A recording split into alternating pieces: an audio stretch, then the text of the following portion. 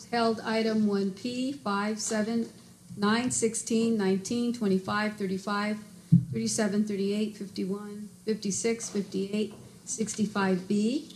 And Arnold Sachs, who's held items 5, 9, 20, 22, 62, 63, 64, and CS1.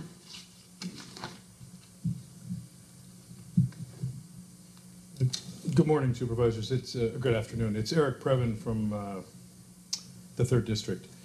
This is a jam-packed agenda. It's very hard to concentrate because they're all over. There's so many different items, but I will do my best. First of all, regarding P1 and R4, which I think you've continued, these are the Sheriff Civilian Oversight pieces.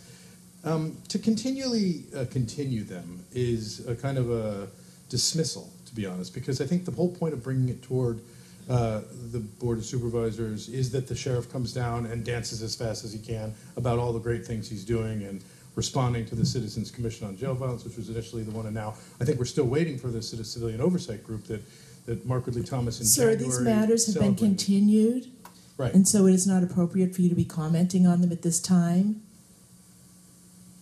I take my direction from the chair. What are you doing? You're just speaking in the middle of the public speech? This isn't public speak. This is held items. I'm talking about the items on matter the has agenda. been Those are on the continued. agenda. Okay. P1 was continued, sir. Well, I must say, please restore my time. This is very, very difficult. All right, I will not talk about the thing I care about. I'll talk about the job order contracts at item number 37 in Whittier Narrows. Fortunately, Mark Ridley Thomas is arranging for an equestrian arrangement.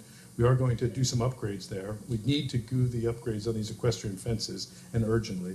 So thank you for bringing that on the agenda. I believe 65B is, I believe the mayor, appropriately, is adjusting the High Desert Corridor Joint Powers Authority on an emergency basis. Now, why that would be on a supplemental agenda has come to the attention of the public, because ordinarily supplemental agendas, the green sheet, is for, you know, stuff that's really an emergency. I don't think it's the kind of emergency that is. I think it's the kind of emergency which gets slightly less notice. So I guess the guys, I'm sure they're good guys, David Perry and Raj Mali will be serving. Item 35 is PFE Enterprises. This is a group that is like a personnel department, company LLC or something like that. And I once studied it. They have jobs for 1 year, often for things like First Five and the like obesity groups, where they bring in these people, but then they don't fill the jobs. There's something very murky about it. I ask you, I beg you to look at it.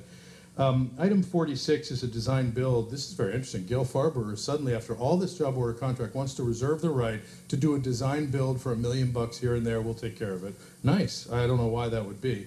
We heard from the gentleman about Santa Clarita, so I won't go there. Item 12, you're going to bring it back, right? So I can speak on that later. Can I be called that? Okay, thank you.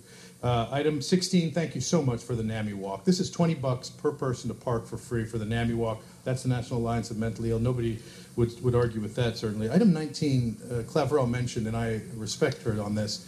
What is going on? I mean, why are we removing Microsoft from the agenda item?